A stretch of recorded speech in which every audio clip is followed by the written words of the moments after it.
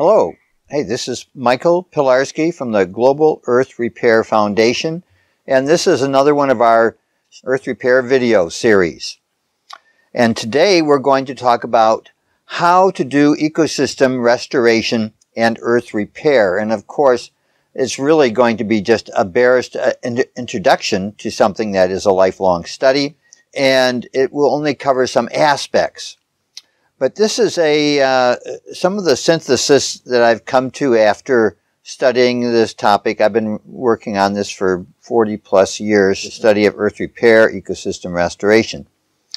And so this is, I'm just trying to give an idea of where I've come to after all this time.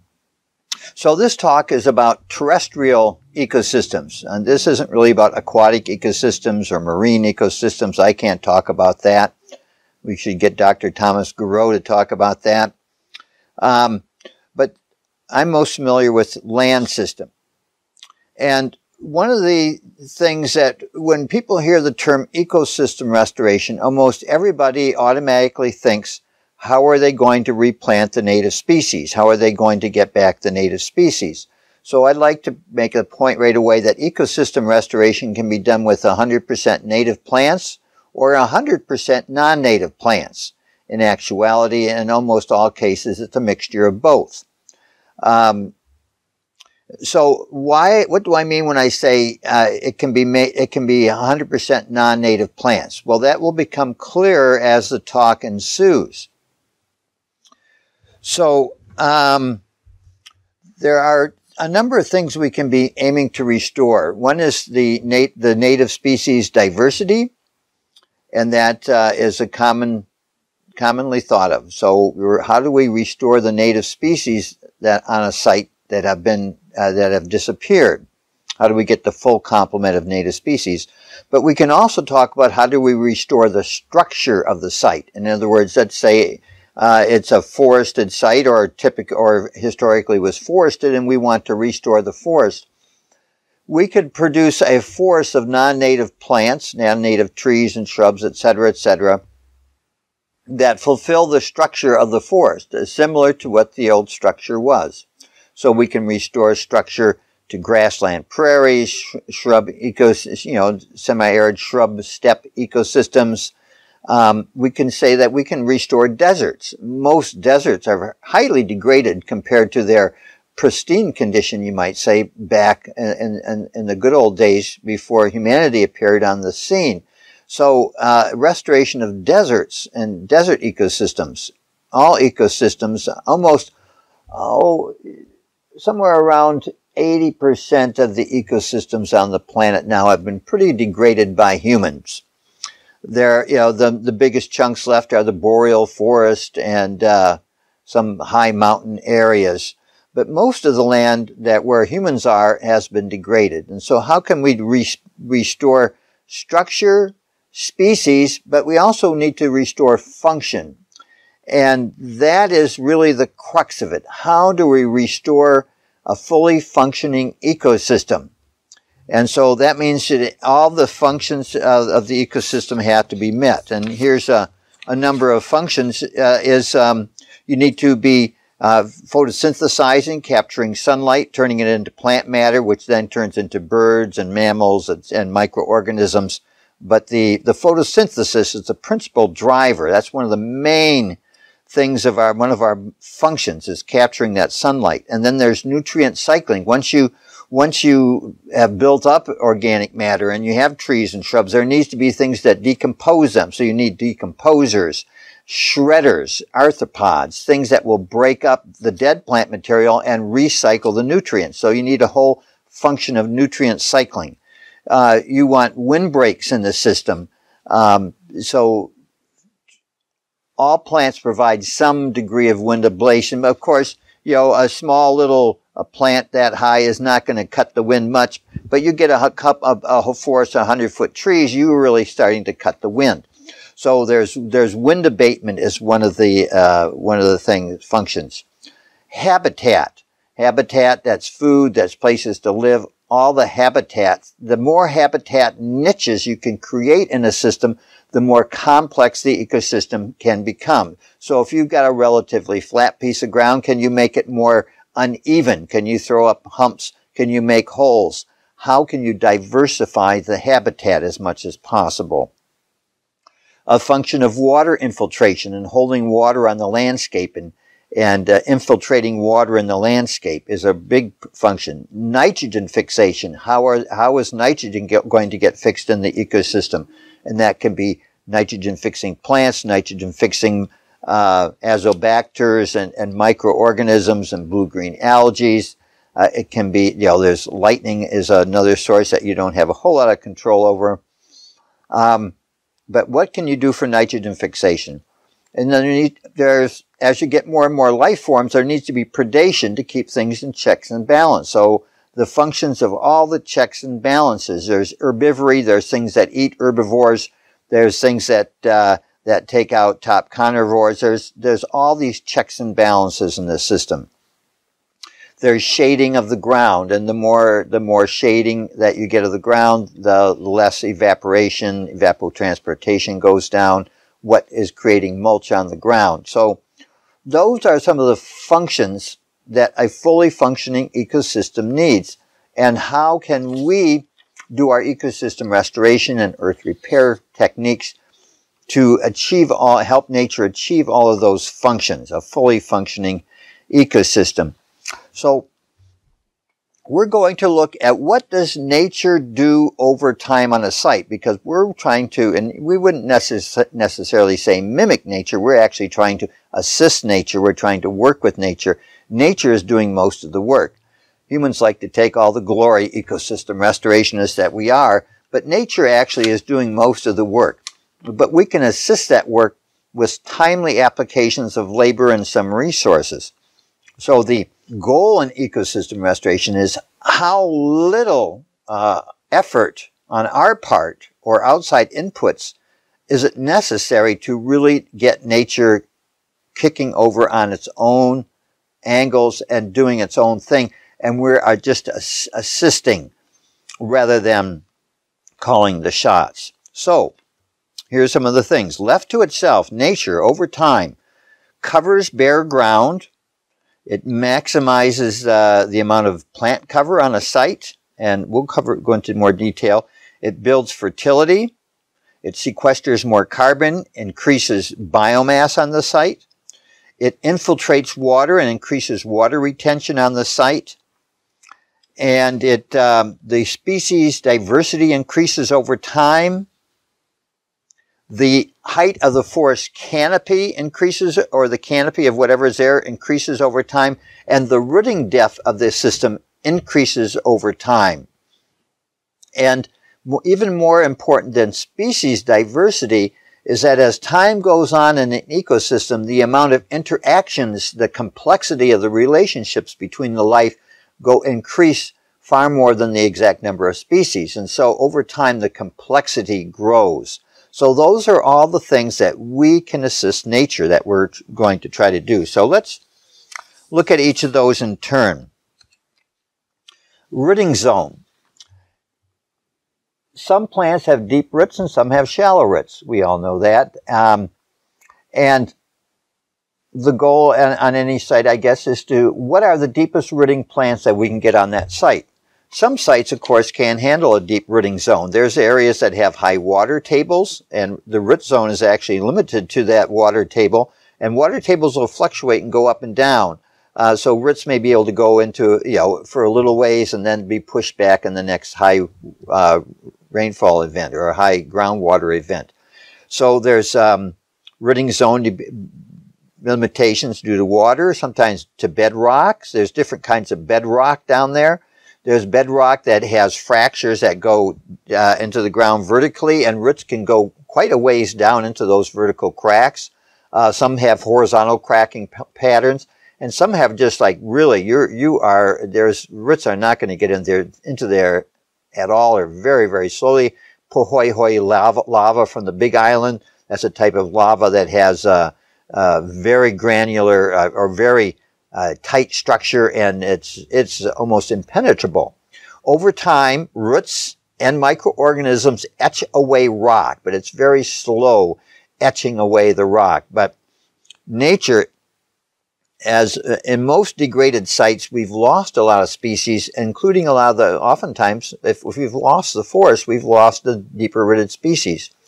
So over time, if you plant a pioneer tree in a treeless place and its roots get down, let's say they get down 20 feet in the lifetime of that plant, and then another one comes along, and the new plant can get in the root channel of that older tree, the predecessor tree, and zoom all the way down to the bottom of that 20-foot depth in just a few years, and then continue its search on down, and maybe they can get down to 30 feet, and maybe the next generation can get down to 40. So over time, the root channels enable other plants to get into deeper rooting depths. And so we need those, and we do that in our gardens by putting deep-rooted, tap-rooted plants in our system so that they can, and then as a cover crop, for instance, so that once that crop is off or that cover crop is off, then the next crop can utilize those root channels. So the same thing's happening in nature. The deepest plant so far found in the world, I know of 3 different species that have been clocked at 150 feet down. This is when they were digging mines or tunnels or down in the ground, and they'd say, oh my gosh, we're running into these roots. What are they? Let's take a sample. Let's go up and see what's upstairs and see if it's, and see if, just some plant sampling. So they found that big bush sagebrush, Artemisia tridentata, here in the inland northwest and the Great Basin, can go 150 feet down. Another one is the mesquite family, the Prosopis genus. There's a lot of them from the southwest of the U.S. all the way down to South America. And the mesquite have been clocked down at 150 feet. And they're sort of a small tree. Usually they're not a large tree. But the one that's surprising is alfalfa. The alfalfa that we feed to our livestock, it's a perennial herb. Its roots have been clocked down at 150 feet also. So I've grown alfalfa in my garden for a few years just to get a really deep root system going, and then I sheet mulched out the alfalfa, and now I've got a really nice deep rooting channels there. Another thing that actually works with the rooting system is that as the system increases in biodiversity and strength, you might say, or carbon matter, if you have a lot more burrowing animals, microorganisms, and worms, and so those are a really big part of what infiltrates water into a site. If you've got a prairie dog colony on your property, I tell you what, that's an awful lot of water sink there. Hard to get much runoff from a prairie dog colony. Now and that was one of the keystone species along with buffalo in the American Great Plains. Very important species, and we've taken most of them out. So burrowing animals, in as much as us gardeners may dislike some of them, are important parts of the ecosystem. They also make places for snakes and burrowing owls and all kinds of other things to live. So the burrowing animals, in a sense, are a counterpart to the woodpeckers and the creatures that make cavities in trees in the forest. Other things can take up residence there. So we need both of those. Now, canopy gets taller. Over time, let's say you've got a 200-foot tall forest, a virgin forest that's been there a long time, thousands of years. They come along and they clear cut it. They do this all over the world. Clear cut the forest, and then they replant, or there'll be natural regeneration. And the trees will grow up, and at around maybe 150 feet, 170 feet, they can't get any taller. They all sort of die off at that height. It takes a number of generations of gradually increasing the height so that the next one can get a little taller and the next one can get a little taller. So over time, the canopy can get taller. This also takes place in shrub ecosystems, grasslands, etc. over time the canopy gets taller. And a lot of times when we start out with a degraded site, we have to start with pioneer species, and we can't even get back to the old, you might say, the climax species or later successional stages. It may take us dozens or 50 or 100 years before we can bring those back into the system that's built up and enriched over time. So succession planting is oftentimes the case when doing ecosystem restoration and earth repair. So we have to take a really long-term view when we are trying to get back some of that species diversity. Sometimes it can go quicker than others. We'll look at some examples here in a bit. So another thing that happens on a site is the biomass, the organic matter, goes up over time. Now, the biomass includes all living and dead plant materials. That's all the trees, shrubs, grasses, everything that's growing, and that includes not only the branches, trunks, leaves, but also all the roots in the ground. Some ecosystems, there's much more biomass in the ground than there is above ground, especially semi-arid shrub steppes, deserts, real dryland places. A lot more of the biomass is held below ground. So the biomass is also all the living beings there. That includes all the birds, mammals, microorganisms, worms, etc., etc. The amount of biomass that's held in the soil by living beings is usually greater than what we see above ground, the mammals and birds and reptiles, amphibians that are running around, insects, etc., that we can see. What's below ground is usually far more complex in terms of species diversity and also in terms of weight. I heard David Yarrow the other day, a soil scientist, say that a really good, healthy soil, a fertile soil, this is something that you might want to farm, is like 10% carbon material. And that's humus, that's leaf litter, that's duff, that's decomposing and decomposed plant matter, it's charcoal, biochar. But he said that 1%, in really good situations, that 1% of the weight of that topsoil can be fungi. And so that is a lot of weight, folks. The amount of the fungi in a system can be perhaps the largest biomass on the site, especially in fungal forest.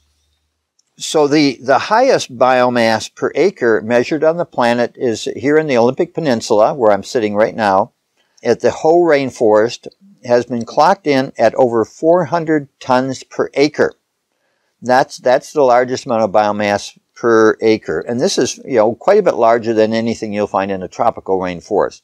And that's due to large old growth forest. Here we have some of the largest trees in the world, but we also have a lot of down tree trunks. Because it's a temperate system here, it takes a long time to decompose these old growth tree trunks. And so they're laying around like matchsticks or pickup sticks in the forest. And so that is one of the reasons we get such a high amount of biomass in our systems. In the tropical ecosystems, things rot really quickly. And so there's not a lot less of the biomass is held in dead plant material or in soils, and much more of the percentage of the biomass is held in the tropical live vegetation. So you might say that every site carries its weight in different places. So the goal of restoration overall on the world scale here is that we want to increase the weight of biomass on planet Earth. We need to, which means increasing the weight of the biomass on every acre that we can. And everybody that has control of some piece of land or a yard or manages a forest or in some way can influence the amount of biomass on some acreage in the world. How much biomass can you accomplish in the acres that you're working with? So that's part of the restoration, ecosystem restoration, and earth repair is increasing the weight of the forest, increasing the weight of the ecosystems, increasing the weight of the biomass throughout our systems. And that includes our home systems, our gardens, our farms, etc. So the amount of biomass accumulation possible depends on the climate, the rainfall, the soil type, the amount of outside inputs, the amount of labor, plants, fertilizer, irrigation you can do. So there are there are lots of things you can do to hurry up this biomass accumulation. And so that's part of what this series is about. If you watch all the video series, which I'll be putting out, we'll tell you more about how to do this. So almost all terrestrial ecosystems can gain weight. Some ecosystems are so depleted they hardly have any biomass left. Many are mere shadows of their former self. The Middle East, the Mediterranean, the Central Asia. So many of those places have just been the biomass almost eliminated. So so there's a lot of room for improvement there. Also, as a result of all this going on, the amount of water held on site goes up over time. As the vegetation increases, the canopies become more dense. There's less rainfall hitting the surface, more mulch builds up, more life coats the surface. There's more porosity in the soil, so more and more of the water infiltrates into the landscape, is held on the landscape and under the landscape, and there's more aquifer, more water in the ground for the plants to access.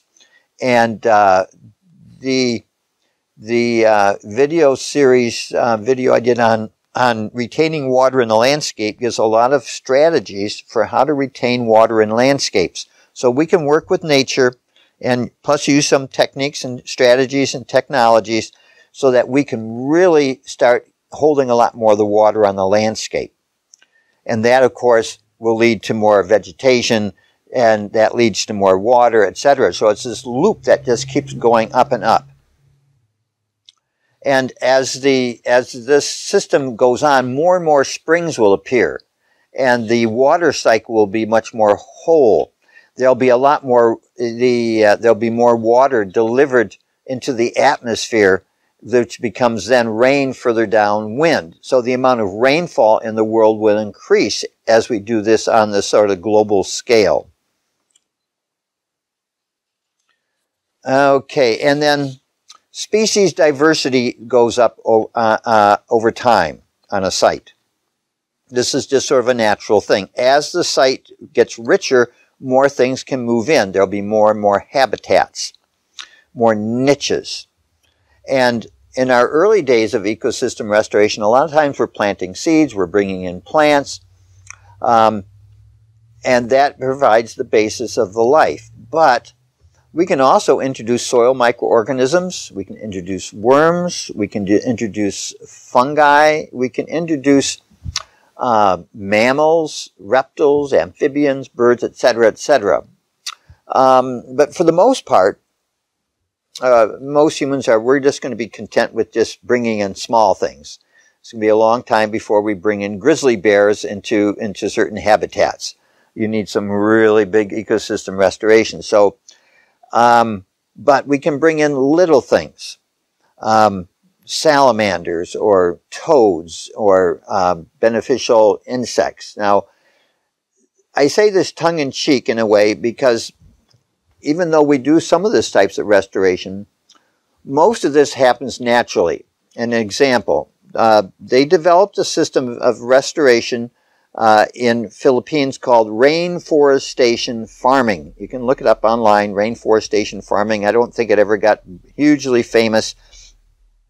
But what they discovered is that if they used a mixture of native and non-native species in plantings and got a forest going, this is on degraded ecosystems where it's been deforested. It's now imperata grassland or various kinds of really tough to control grasses. The system's very much impoverished. It's an impoverished ecosystem.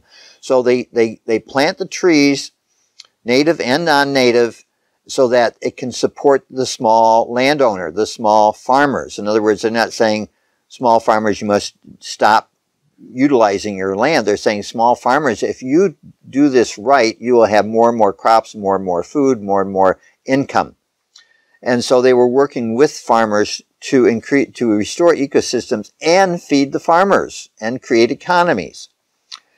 And what they discovered was that after some years, as time went on, more and more birds and mammals and butterflies and bees and reptiles, all kinds of creatures started showing up in these patches of rainforestation farming that they were doing.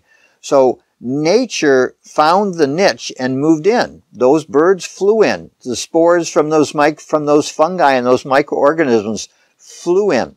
So a lot of things will come if you just create the ecosystem. So that's a lot of how you will increase your species diversity, is that nature will come to the habitat that you create.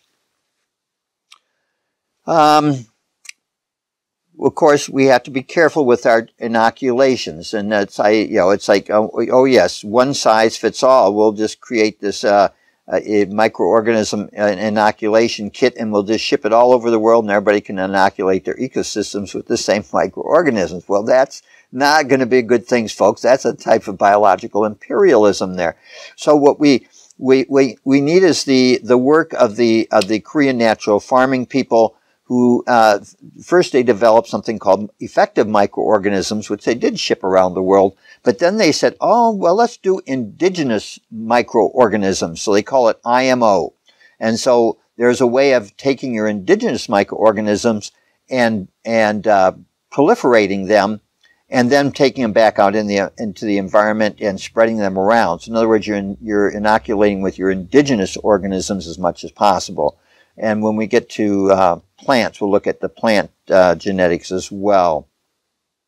So I'm saying that carbon sequestration goes up on site over time, species diversity, canopies get taller, etc. And then you say, well, what about when the forest fire comes and burns the forest down, or chunks of the forest down? So we have to consider in all of this the disturbance regimes of the world. Every single place on Earth has a natural disturbance regime. And we also have unnatural disturbance regimes as well these days. But there's the natural disturbance regimes in our ponderosa pine forests here and in many forests of the world, is that there are fire forest ecosystem, and that fires are periodic. In some places, fires are as common as often as 15 years, 25 years. Some places it's 50, 100, 200, 500-year cycles. So it really varies how often it is that a forest will burn in a natural cycle. Of course, with humans around and human-caused fires, the amount of fires in many systems are really up and increased. And in some places, they've actually decreased. And here's a case in point, is that the indigenous Native Americans, the tribes here in the western United States, and in fact, most of what we call the United States, the native peoples here use fire as a ecosystem tool, and they set the fire periodicity in many places, and they oftentimes increased it. They had more low-intensity fires than normal, whereas with fire suppression, we now have less fires than normal. The periodicity may have gone down, but they're much more severe fires. And so the topic of fires is a really big one, and I won't go too far in that today. However, but it is to say that a lot of ecosystems in the world have fires periodically, which then, to one extent or another, takes the ecosystem, the amount of biomass, the amount of diversity, canopies, etc., go down, and then it builds back up again. So you can have these fire ecosystems, but still over long ranges of time, gradually build up these things I'm talking about, and a higher percentage of the landscape is going to be in these tall, tall canopy forests. An interesting thing about these fire ecosystems, though, is that every time there's a fire, there's a lot of charcoal left behind. And nature, we hear about biochar in agriculture. Nowadays, people are creating charcoal specifically to use in agriculture to enhance soils and increase water retention, nutrient cycling, etc. But nature was doing that for a long time. And when one of the forests burned in my neighborhood, I've walked around in a lot of post-fire burns, folks, and there's a lot of charcoal in the forest where I live after a forest fire. That charcoal is very long-lived in the environment, and we can do a lot of fire history of single tree trunks by going back and looking at the fire scarring over hundreds or thousands of years to get an idea of the fire periodicity there. So the charcoal is actually on the surface of the live tree sometimes, but it's usually on top of the ground, gradually gets incorporated into the ground, and that charcoal is there for a long time. So part of the carbon sequestration in these fire-prone forests is the amount of charcoal that builds up over time.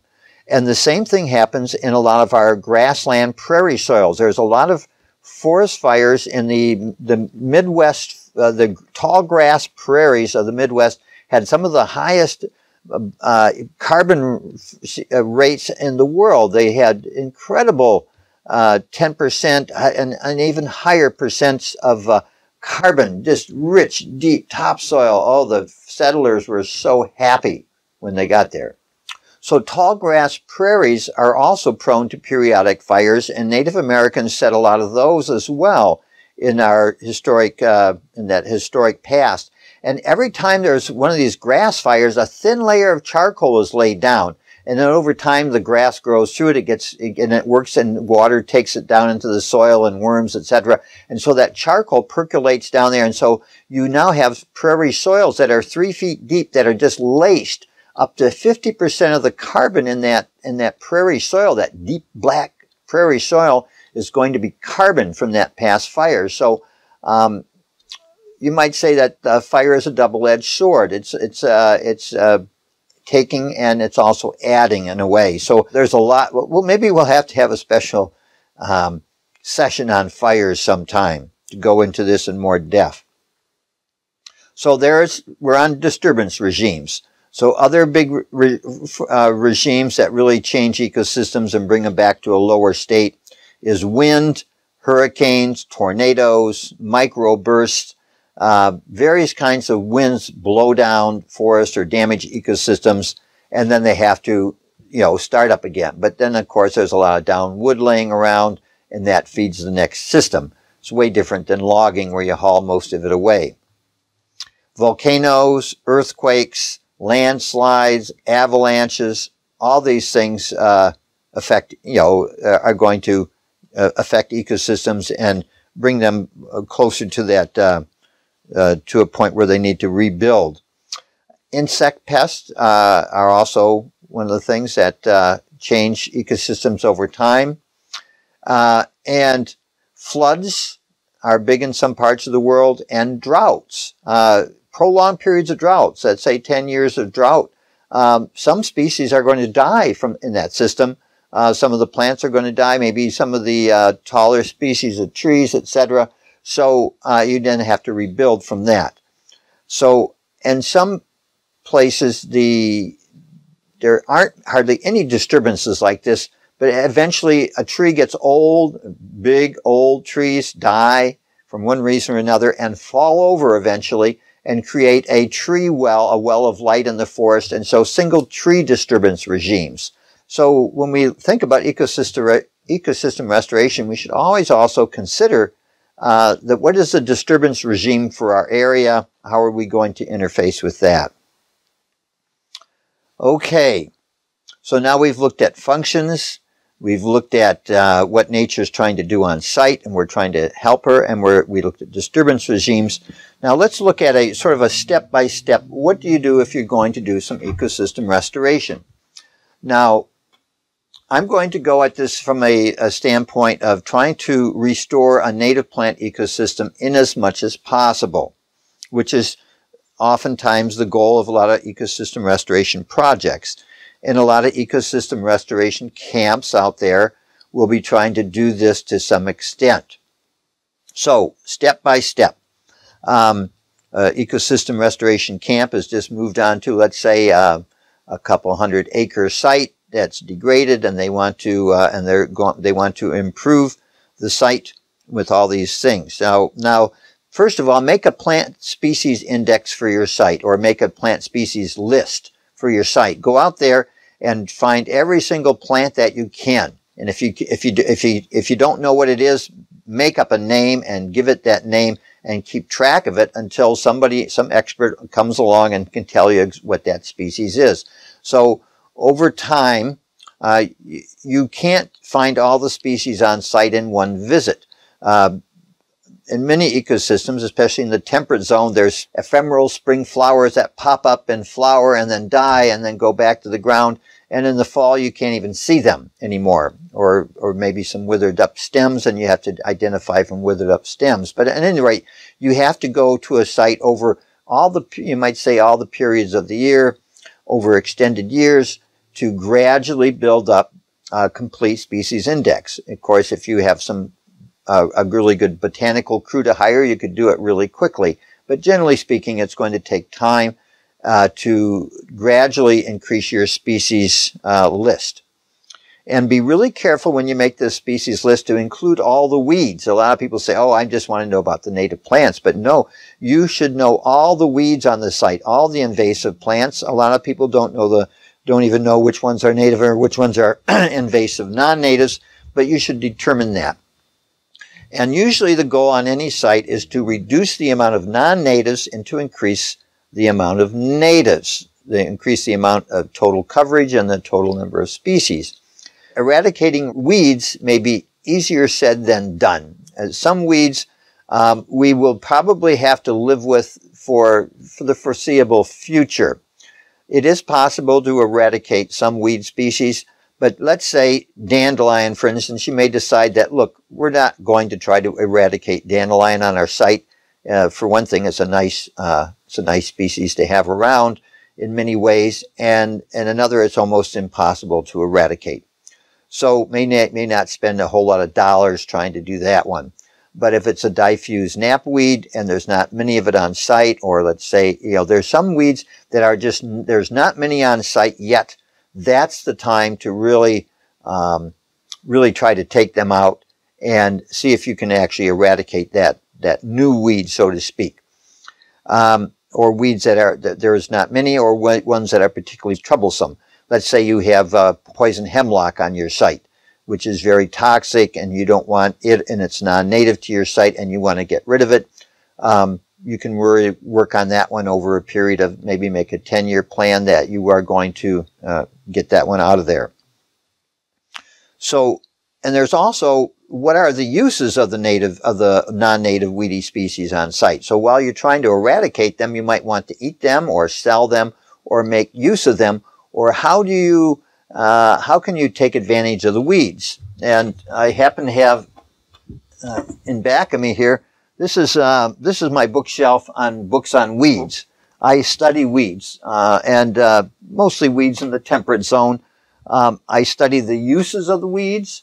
I study the how to eradicate them without herbicides. I'm pretty down on not happy about herbicides. We need to drastically reduce the amount of herbicides in the world. Ecosystem restoration using chemical herbicides I consider really an insult to the ecosystem. And usually when you use herbicides, toxic chemical herbicides, you're going to get back the same weeds or worse ones. You need to build up the ecosystem, and you don't do that with herbicides. Now, so at any rate, so study weeds, get to know all your weeds, and take advantage of them, as well as also work on eradicating some of them. Now, so you've got a list of the plants on your site. Now you need to start looking around outside the site. Find the best botanic nature preserves. Are there any? Where's the nearest spaces that are closest to a pristine ecosystem that is in a site like yours that you can find? Are there any? So in particular, if you can find ones that are at the same elevation as you, the same exposure, the same soil type, I mean, you could go a mile one direction and be 1,000 feet higher or lower on a different exposure with a different soil type and say, this is what I'm trying to go toward. No, but 10, 20 miles away may be a site that's at the same elevation, the same soil type, the same exposure as yours, and it'll be much more representative of what you're trying to go back to. So you have to find, in a sense, what are the benchmark ecosystems around you that show you what you want to restore back to. Visit those sites, observe what's there, get species lists. A lot of times, the Washington Native Plant Society here in Washington has lists of plants found at many of these relatively pristine sites around the state. So you can get the species list from one that's close to you, and that will give you a list of species that you might be wanting to look at adding to your system. Of course, visit local botanic gardens, arboretums, and herbariums. Talk to people that run these places and see if you can get species lists that will help you determine what used to live on your site. Assuming that you have a degraded site, what used to live there is what you're trying to determine. And that you do that by examining historical records or photographs even. Some places it's really quite a bit of detective work. There's parts of the Mediterranean and the Middle East, like, well, where are the benchmark ecosystems? There's maybe none left. There's a example here in the Columbia Basin of eastern Washington, a bit of Idaho and Oregon as well, but the Columbia Basin was studied by a man named Rexford Daubenmire, who was an ecologist, who way back in I think it was in the 50s, 60s, 70s, he did a survey of the whole Columbia Basin to look and to find the best, most pristine, least disturbed ecosystems left in the whole Columbia Basin. This is an area that is hundreds of miles across. It's a very large chunk of real estate, as big as whole countries, bigger than a lot of countries. And he was able to only locate dozens. He could list them in dozens. It was in cemeteries, right-of-ways, old railroad right-of-ways, on top of rocky buttes where cattle couldn't get to, places that had never seen the plow, and he had to look really high and low to find those best examples. And then he went there and he studied the plants there, made lists of all the plants there, their density. He took plots. And then he was able to reconstruct a vegetation map of the Columbia Basin. What was it like before the white people, settlers, got here? Because he couldn't go back before the Native Americans, but he could go back to the white settler era. And that study, his study, then became sort of a model for people in other places of the world to do a similar type of detective work. Find the best source places that are left, and then look at all these factors and actually come up with a vegetation map. So that's what, in a sense, you're trying to do for your bit of ecosystem restoration. So now you know what, maybe you now have a list of, you want to bring back these, let's say 20, 30, 40 different wildflowers, grasses, trees, shrubs onto your site. And where are you going to get the propagation material? Because let's say they're not on your site anymore. You also, when you do your site survey, you can find that, let's say that there's certain really rare flowers growing. But there's only a very small amount on site. Or you may find that the neighbor place has certain species that you don't have. So you're looking for those species, and then you can go and collect seed from them. You have to protect them and collect some of the seed. Don't collect all the seed, but collect some of the seed from those plants and then propagate them further. You might be able to buy some of these seeds in commerce. You might be able to get some from arboretums or botanic gardens.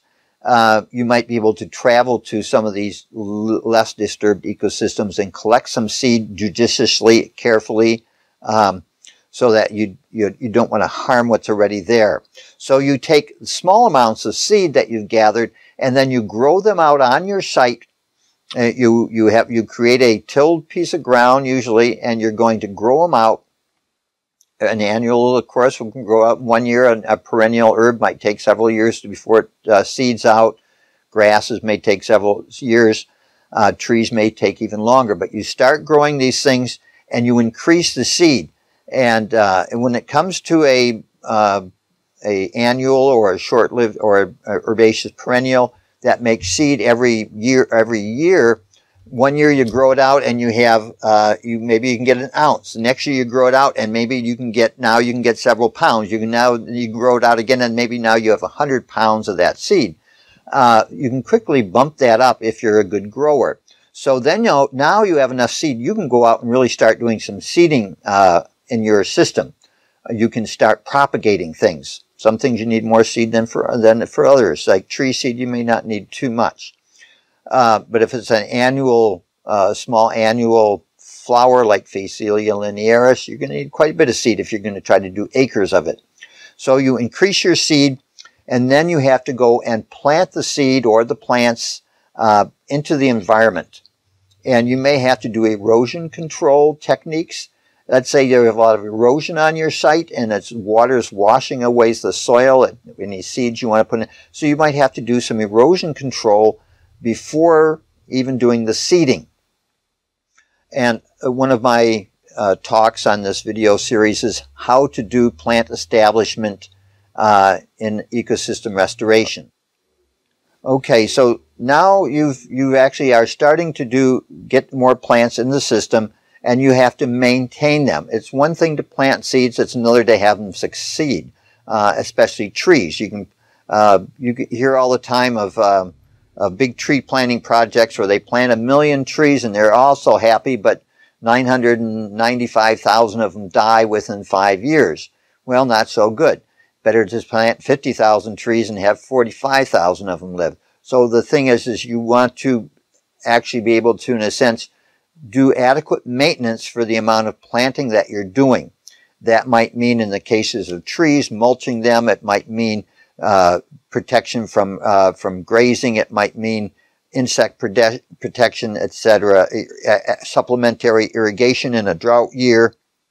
What do you need to do to keep those things alive so that they can then propagate, grow big, and be successful? And then they, of course, can start self-seeding in the landscape.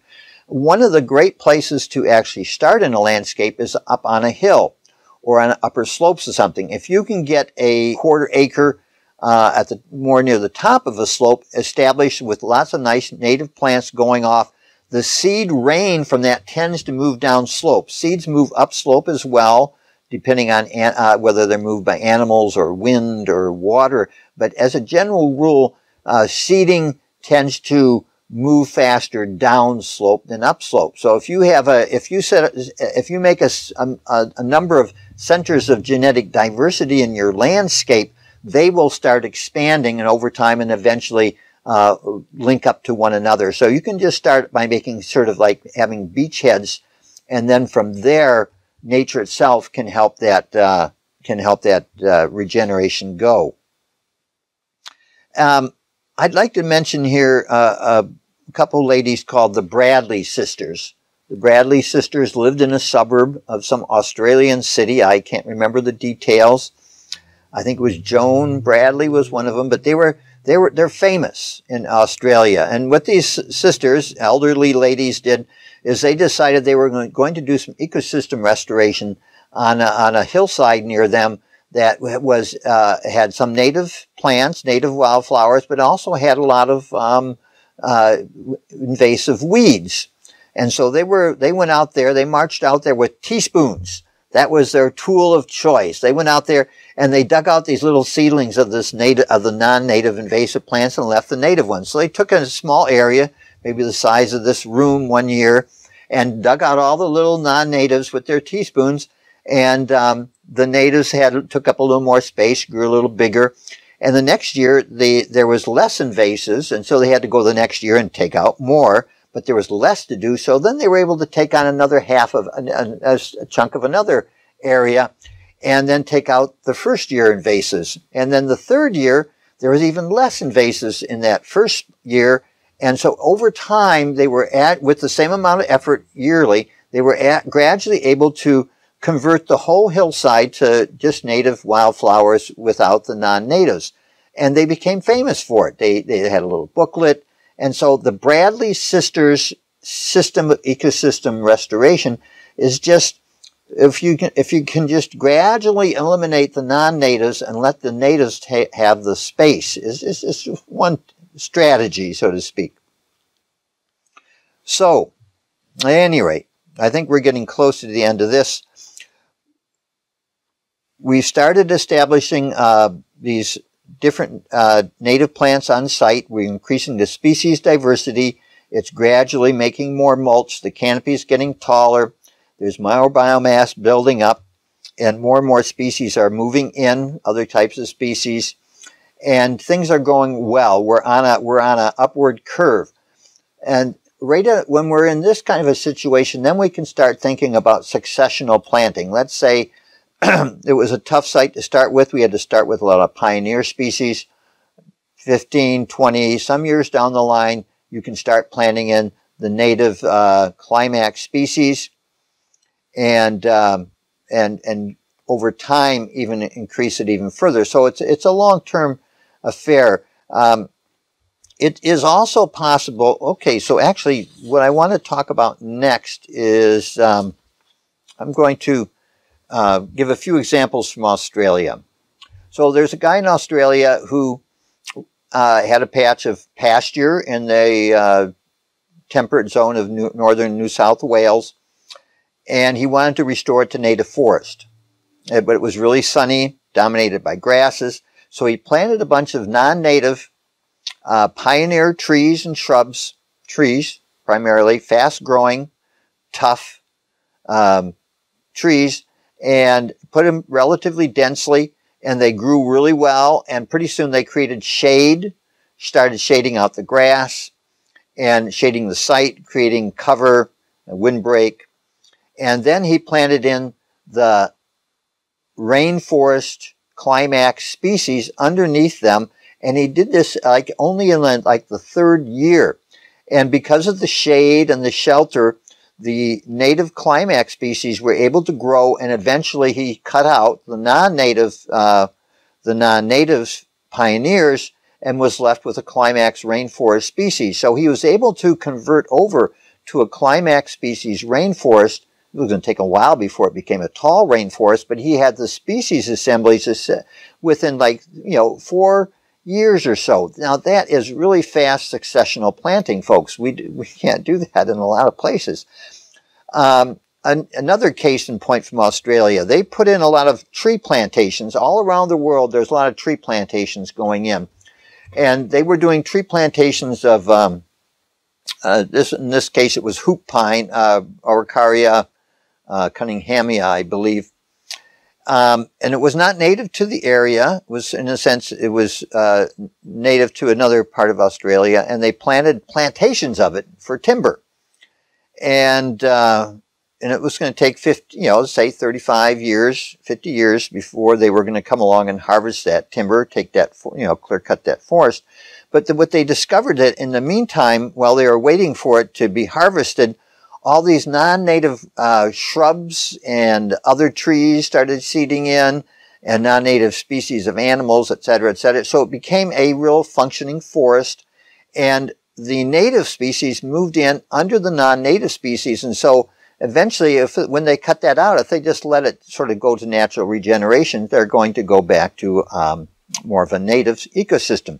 And we found that in other places in the world too, where they plant a non-native forest plantation, but over time on an open ground, and over time it can become habitated or be taken over by the natives. Now, this is not an excuse or a call for us to cut down any native forests that we can plant non-native plants so that native plants can move in again. No, but this is where you have degraded ecosystems, and it's going to be difficult to get the native plants established. You might want to go into a period of non-native plants to lay the conditions, to create the conditions that the native plants can come back in. So sometimes we can use non-native plants to do ecosystem restoration. And a little bit about what's the difference between ecosystem restoration and earth repair.